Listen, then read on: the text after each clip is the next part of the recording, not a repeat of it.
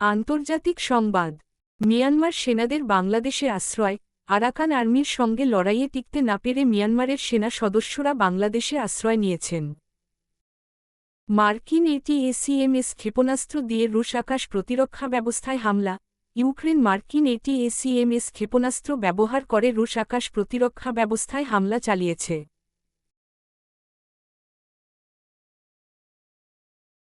জাতীয় সংবাদ। বিএনপি নেতাদের বিরুদ্ধে মামলা।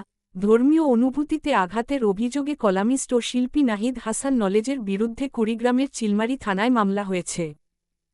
শহীদ আলতাফ মাহমুদের স্ত্রী প্রয়াত। অমর একুশে গানের সুর স্রষ্টা শহীদ আলতাফ মাহমুদের স্ত্রী সারা আরা মাহমুদ গতকাল সন্ধ্যায় ইন্তেকাল করেছেন।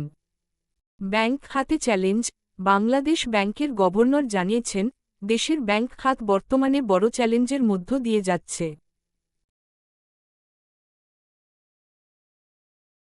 খেলাধুলা। ভারত বাংলাদেশ ম্যাচের সূচি। চ্যাম্পিয়ন্স ট্রফির হাইভোল্টেজ ম্যাচে ভারত বাংলাদেশ আজ বিকেল ৩টায় মুখোমুখি হবে।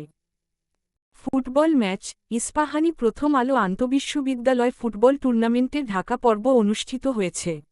ধন্যবাদ।